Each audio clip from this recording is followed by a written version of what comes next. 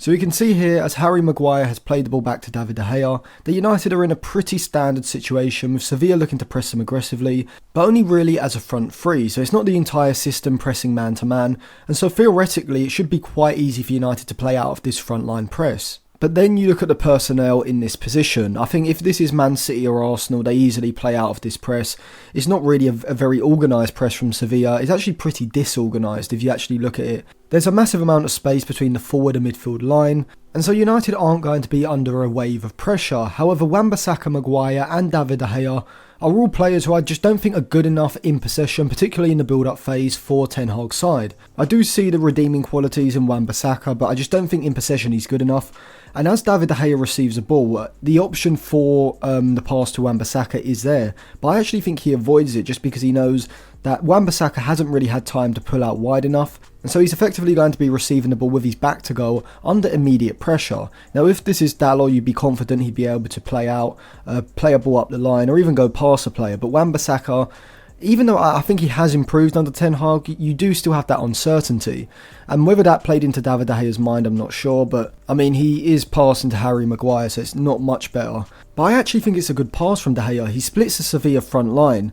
And if you actually look at it from this angle, you can see that all Harry Maguire has to do is turn out and he can drive forward. The problem with Maguire, which I noticed in this game, and something I probably overlooked just because I always put his lack of ability really down to his pace and his lack of ability to turn quickly. But I've actually realised he just has a complete lack of awareness pretty much at all times. I was watching him throughout this game, and even in defensive situations, he seems to move into a position and just stick there, and he doesn't really seem to have the ability to look round and adjust his position. And you can see it from here. I mean, he's picked up a pretty good position to receive the ball from De Gea. He's opened up that passing lane between Ocampos and Lamela, I think it is. But not once after De Gea receives the ball does Harry Maguire look over his right shoulder. If he does, he's going to seize in acres of space. And because he doesn't do this, I think he assumes that there's going to be a player right against his back. And so he attempts to play the ball first time with his back to goal. And to be honest, I think at this point he's just panicked and completely lost his head.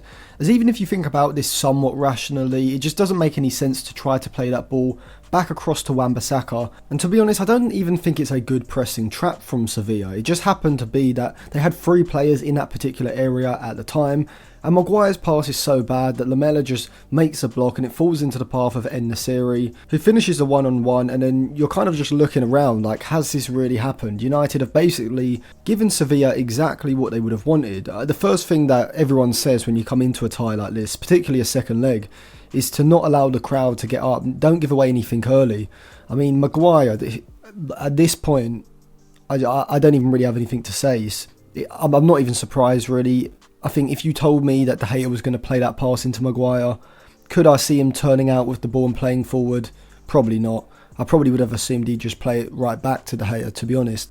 If you want to see just how far United are behind the elite clubs in terms of their ability to play out of the back, let's look at how Manchester City managed to play out of this Liverpool press, which you'd have to say is a lot more organised, a lot more compact than the press that Maguire and De Gea faced. So Ederson has the ball here, and now a lot of people probably would expect the pass to go out to the fullback in a wider area, just because it's deemed a safer option. However, the goal of playing out from the back is not just to go with the safe option. A lot of people were saying that De Gea should have passed to Wan-Bissaka, but it's a safe option. But we see here that Ederson doesn't go for the safe option and instead goes for a very risky option. Probably an even riskier pass than the one that De Gea played to Maguire. You can see Rodri, he's under pressure already before the pass is even played. But Ederson has trust not just in Rodri but in the system as a whole, and the ball goes into Rodri. He plays the pass first time out to Diaz on the right side of the box. And now a lot of clueless commentators like Robbie Savage, who was on BT for the Manchester United game, would probably say that this is a poor pass, putting the centre back under pressure.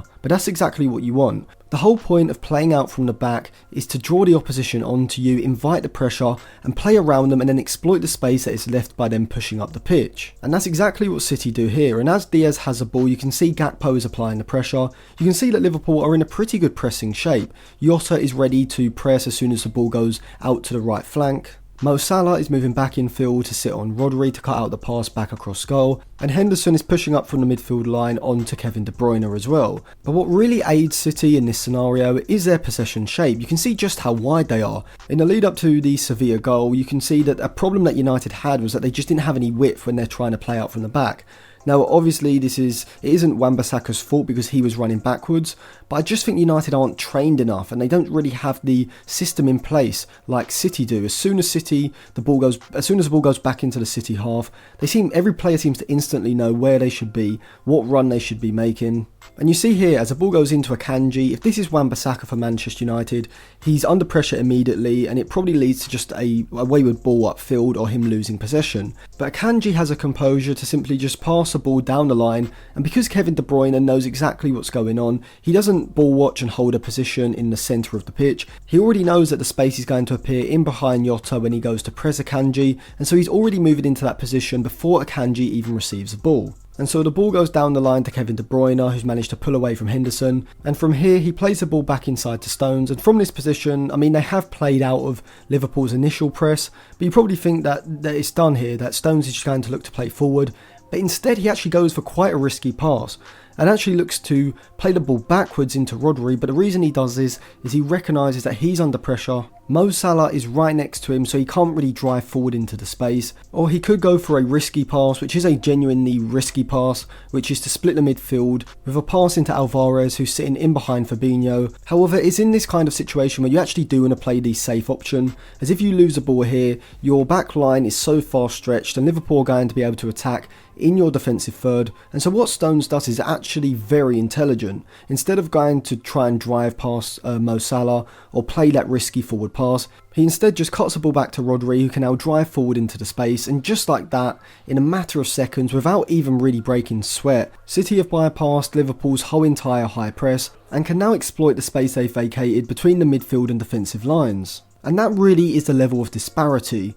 United just don't look comfortable playing out from the back, whereas City and Arsenal are able to do it seamlessly. And whilst I do think this is partly down to Arteta and Guardiola just having a better in-possession build-up system than Ten Hag, most of it is down to the individuals, with De Gea, Wan-Bissaka and Harry Maguire in particular not being players who are suited to playing out under pressure, which is a vital part of Ten Hag's philosophy. And this is why in the next few transfer windows, United need to be looking to bring in a goalkeeper and defenders who are not just comfortable in passing the ball long, spraying passes when in the middle third, but also comfortable in receiving the ball under pressure and finding a pass accurately, rather than completely crumbling as Maguire did in this situation. But in general, I think Ten Hag needs to massively work on his build-up shape, as not just in this situation but in others as well. I feel like United don't get wide enough quickly enough, and I also don't think the individual players have the understanding of the system. If you look at that Manchester City example against Liverpool, you can see that De Bruyne knows exactly what to do even before Akanji receives the ball. If that's Manchester United and it's Wan-Bissaka receiving the ball in that area, the two central midfielders ahead of Casemiro, Sabitzer and Eriksen in this game